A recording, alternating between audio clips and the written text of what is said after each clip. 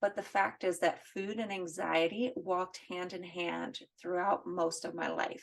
And I was always on this tightrope of avoiding situations where I didn't have any control over the food offered or the possibility of not eating during that situation, and simultaneously using food to cope with anxiety in other areas of my life.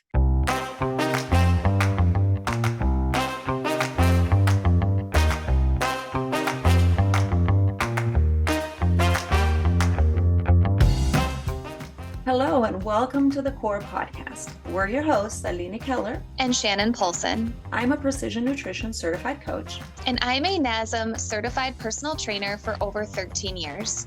We support women 30 years old and over to pursue health through realistic nutrition and fitness strategies. Our main passion is to help you find that smile when you look in the mirror, find freedom when you eat, and joy when moving your body. Make sure to subscribe for your weekly dose of doable health tips, practical advice, and so much more. It's the health education you wish you'd have.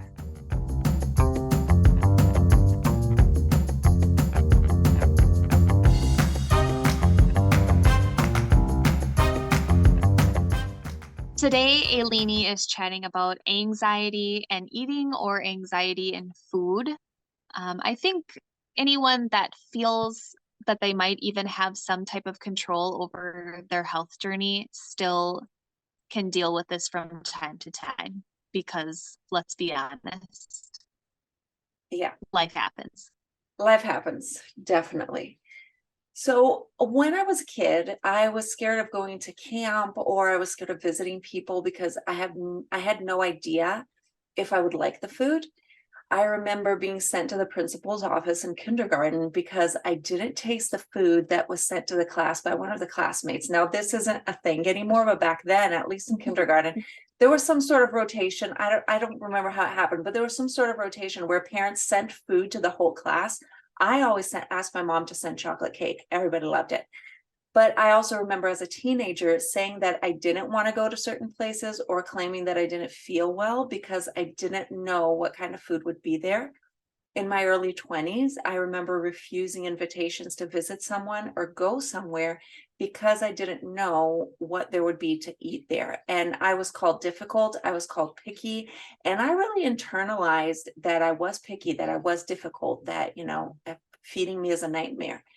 And that if only I fixed something in me, if I weren't such a crybaby, I could just eat anything. And it wasn't until my mid-30s that I actually discovered that I have anxiety. And one way that my anxiety showed up was around food. So I'm not experimental with food. I'm not a foodie, even though I am a nutrition counselor. Food isn't like this thing that I plan my life around. And food was actually a stress for me from a very young age. And I have suspicions, but I don't know exactly how it started or what triggered it. But the fact is that food and anxiety walked hand in hand throughout most of my life. And I was always on this tightrope of avoiding situations where I didn't have any control over the food offered or the possibility of not eating during that situation, and simultaneously using food to cope with anxiety in other areas of my life. And as most humans, I don't actually like all foods. Like, even people who say, oh, I'll eat anything, like, most people don't like absolutely any food. There are certain textures and tastes that are just off-putting to me.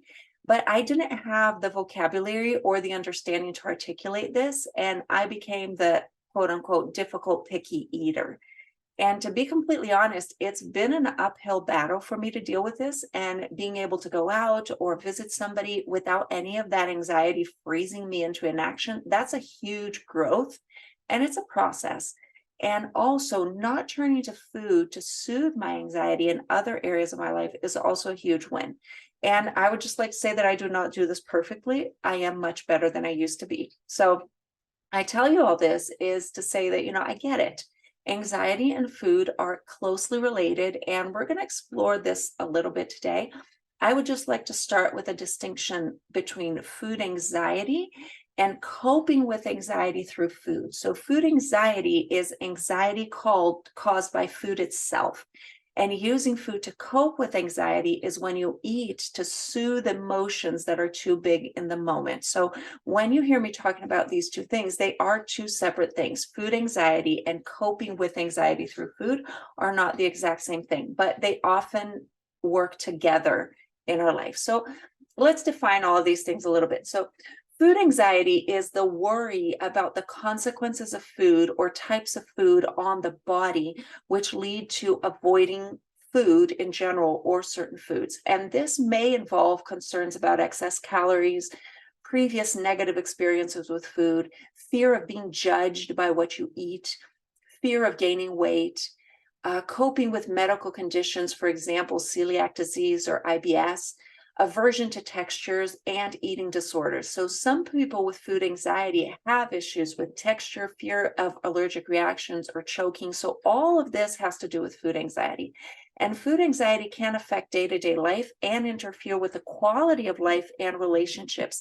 And it can be very limiting, and in some cases, it can actually become dangerous to your health. So food anxiety happens when there is a strong nervousness or scared feelings in the presence of food in general, or certain specific foods or specific situations. So it's that indecision, it's that tension when you're thinking about what to eat. It can be paralyzing, and it can create a physiological fight or flight reaction, which looks like a rapid heartbeat, rapid breathing, butterflies in your stomach, shakiness, overwhelm. For other people, it causes them to just eat with what seems like abandon, just overeating, what we would call a binge, when in fact, they're just trying to cope with the indecision of what to do. And there are many, many different reasons for food anxiety to happen. And I'm going to just touch on two very common ones. One is related to weight gain. We live in a time when there is excessive importance placed on our pant size and the pursuit of thinness over health. But there is also the other end of the spectrum where the food anxiety comes from an excess worry about health and how unhealthy certain foods are, and the problems that eating certain foods will bring, like an illness, a disease, or early death. So all of these are different reasons that food anxiety can really creep in. Food anxiety can lead to a few different things, and these are a few examples, the most common ones, I would say. A dramatic restriction of food or types of food, meaning that there are food groups or types of food or ingredients that you restrict or ban from your life, and there is a very big worry, a very big preoccupation with eating these foods. Another thing is only eating or always avoiding certain textures of foods, a lack of appetite or interest in food, a fear of choking or having an allergic reaction or a disease, overwhelmed with food choices. This one is so incredibly common, is I don't know what I'm supposed to eat. So it's this overwhelm when you have to choose food, uncertainty as of what to eat. And so you impose restrictions on what you eat, and an obsession over your weight and your body image. So, like we said, when our body perceives danger, survival instincts kick in. The sympathetic nervous system triggers the fight or flight response. And when someone experiences anxiety, this response happens even if there's no real danger. So, this is a natural response that your body needs, and it's a healthy response. When you have anxiety, there's no real danger, but you go into all of this physical response. And if food anxiety means that you're not eating or that you're eating very little, you can have excessive weight loss, dizziness, fatigue, difficulty concentrating, irritability, malnourishment, and in more severe cases, some eating disorders. When food anxiety leads you to overeat, or when you use food to cope with anxiety, it can lead to issues such as excess weight gain, health problems, decreased stamina, and also eating disorders. So food anxiety and eating to cope with anxiety can have a huge impact on our quality of life, from avoidance of social events to fear of trying new foods. Our social and our relational health really, really suffers. So what can we do? I just want to take a second and say that in many cases, you can work through this, and we can work through it together. I have seen this with most of my clients, with many friends, where we can work through this anxiety around food and reach different health goals and food freedom, which is the ultimate goal. However, there are cases when you need a different kind of professional help. So there are therapists that are specialized in treating eating disorders and generalized anxiety. And for some people, this is really important. So when working with clients, I'm always careful to just look out for these issues, and when necessary, refer you to a different professional. So symptoms of eating disorders, they really depend on the disorder, but as many as 60% of people with an eating disorder also have anxiety disorder at some point. So this is just something that we're always paying attention to when working with clients, because a good nutrition, a good fitness professional, if you see that your client needs different support, we're going to help you find this support and find someone to help you cope with this in a different level. So if you realize that you have some anxiety surrounding food, or if you use food as a coping mechanism for anxiety, there are a few things that you can try on your own.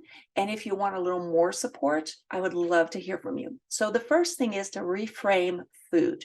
We are bombarded with words like good, bad, healthy, organic, all natural, artificial, sugar-free, probiotic, prebiotic, functional, pasture-raised, certified, superfood, gluten, grass-fed, GMO, free range, made with real fruits or made with real vegetables, whole grain, multi-grain, antioxidants, artisanal, local, fresh. The list is endless. And some of these words are pure marketing. Like there's nothing but marketing in some of these. Others are wildly misused to mislead you into buying a product or a program to make it look or seem healthier. So the fact is that food is more than its nutritional composition. We don't eat nutrients, we eat food. And also food has no moral value. So food is about preference, culture, relationships, mental health, and yes, physical health. But it's important to neutralize food and understand that any food can fit in a balanced lifestyle. It's just a matter of more or less. We've talked about this extensively. I'm not going into that today. The second one is to listen to your body. So in my practice, I've found that this is one of the hardest things for people to accomplish, just because since childhood, we have been untraining ourselves to listen to body cues. So don't pressure yourself to actually act on these cues. The first step is to just try to understand them. Are you hungry? Are you physically hungry, or are you emotionally hungry? How do you speak to yourself around food? How do you talk to yourself about food? Are you concerned, anxious, tense, or fearful around certain foods? So how we talk to ourselves plays a big role in how we feel about ourselves, which will then inform how we treat ourselves. I love that you mentioned the fact of asking, are you hungry? One strategy that I use for myself personally is, if I think I'm hungry, does an apple sound good, or does a cinnamon roll sound good? So if the apple or like the carrots or, like a raw veggie or fruit sounds good, like, yeah, I'm probably actually hungry. Like, you need anything right now. Whereas like, no, like a salad sounds disgusting, but that cinnamon roll sounds good, you're probably not actually hungry. And that is actually one of the biggest distinctions between physical hunger and emotional hunger, is because physical hunger, it's a general hunger for food. Emotional hunger, it is food specific. It's hunger for a specific food. And both of them have their role and their time for us to eat in a certain way. But that is something important for us to start thinking about. Like, are you hungry? What kind of hungry are you? Is it food specific? Is it general? How do you feel after you eat? When you're physically hungry, you eat and you feel satisfied. When it was emotional hunger and you give in, most of the time people feel shame and guilt. So these are things to start just paying attention to. And again, you don't have to act on any of this yet. The first step is really to just listen to your body and figure out what is going on. The next thing to do is to abandon perfectionism. So there is no such thing as a perfect diet. There's no such thing as a best diet. It doesn't matter what you eat, nothing is perfect. And again, food has no moral value, meaning that you are not a better or worse person based on what you eat. Food is not a punishment for what you did or didn't do, and food is not a reward for what you did or did not do. So abandon the idea of perfectionism. A next thing is to pay attention to eating, in the sense that it's important for eating to be an act in itself. Now, we all do this at some point, and life is life. So sometimes we watch while we're eating TV or watching a movie or while we're working, or we eat standing up in the kitchen because we're doing something else. This will happen occasionally because life is life, and this stuff happens, but that shouldn't be your habit. To the best of your ability, you should make eating the main act. So sit down, savor what you eat, enjoy the people that you're eating with, enjoy some time to decompress on your own if you're eating by yourself. So this will have the side benefit of also improving those body cues, listening to those body cues. When you pay attention to the act and the moment of eating, that also helps you tune into your body a little more. And there are two more strategies I want to share. The first one is to be kind to yourself. Allow yourself some freedom. So this is one that I highly, highly recommend you do with a coach or counselor, but it's important to experiment with food and to eat things that might make you afraid, to go through situations that are hard for you. And trust me, I know how difficult this is. I am not minimizing the difficulty of this. And this is why I tell you that having a coach, having a nutrition counselor to help you out with this is super helpful, because anxiety builds when it's not addressed, or when you're at the peak of anxiety and you solve it, anxiety gets worse. So giving ourselves experiences and realizing that the world didn't end. You didn't do anything irreversible to your health because you ate a piece of brownie or a donut or a cinnamon roll or a salad. Like, this one thing didn't change everything. So this is important to start healing this relationship with food. So for those that are diagnosed with food restrictions, meaning, for example, that you quit gluten because you have a clinically approved celiac diagnosis, or not just because now it's a thing to quit gluten. Okay, so I have some clients that have actual clinical food restrictions. This happens a little differently. When you have this diagnosis, you don't just eat the food that makes you sick. That's not going to help you. In this case, what we work is to calm the anxiety around other foods. It's finding the solutions to live with this food without this restriction and without this diagnosis being the center of who you are and how you interact with the world. So be kind to yourself. Allow yourself some freedom to work through the things and the foods that bring you this anxiety. And the last one kind of piggybacks on that, is to get help. There is nothing like having somebody in your corner to help you through anxiety, and extra support is often essential to work through food anxiety. So reach out to family and friends if you can. Maybe if you're invited somewhere, you can, if you feel safe, you can share with that person and say, look, I have food anxiety. It's hard for me. Could you share with me what you're going to serve? Or could I bring something? Or just having that conversation. People are usually very open to helping you, instead of leading with, I'm a super difficult and picky eater, so what are you having for dinner?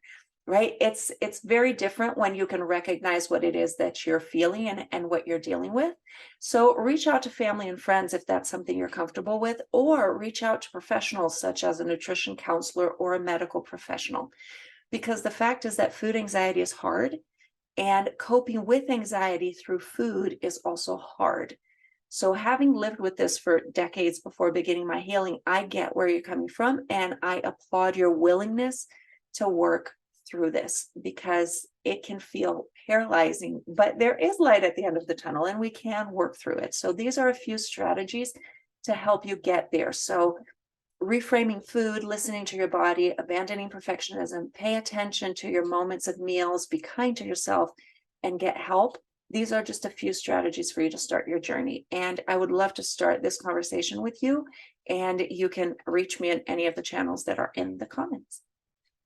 I love that. One thing that I wanted to note, that I just loved that you mentioned it, and I feel like it's not really mentioned as much as it should be in our professional world, is that we are all here to support you, us professionals, you as a nutrition coach, me as a personal trainer. And when you have a client that is on board, that is not really benefiting from your services as much as maybe they could be, like the support system when you were Yeah. talking about, the eating anxiety, you know, a true professional, a reliable professional, if they're not able to help you anymore, is to kind of lead you into a Yes. direction that would better help you. Like that's awesome. That's a true professional in my mind. A lot of people are in this for the money, Yeah. like, I'm going to keep this client with me because I really need that money, even though I'm really not benefiting her to the Yeah. max potential. That's selfish. We don't want to do that. So, And I mean, um, we all want the money, but let's be honest that, most of the good professionals I've talked to, and we share the same view, is our ultimate goal is for people to be healthy and happy in their bodies. Yes, we yes, need to make a living. So yeah, that's why we're not doing it all for free. But yeah, that's the ultimate goal, right? And being able to recognize, and that helps people when we recognize that I can't do everything, right? I can't mhm, solve all of your problems. And you might get to a point where you need different help. And yeah, we are happy to point people in the direction to reach their goals with us or without us. yeah. Yep. No, that's great. I'm really glad that you brought that up. And then I guess my other side note is the marketing gig. I mean, you touch base on all of those Oh words that yeah. they're so good at. I mean, marketing and advertisement, I mean, they are so good at what they do. And those keywords really are attention grabbers, but pay attention to what's actually in your food and not just the Yeah. verbiage on your package. Yeah. Yeah, So, definitely. yep, all very good points. All right, we have something very, very, very, very, very exciting happening next week. So next week is Oh, the Core Podcast 1 year anniversary. We have been doing this for a year. So next week we have a super, super special episode planned, and it's going to be very, very fun. So you do not want to miss that. And then it is back to our regularly scheduled programming. All right, so we will see you next week.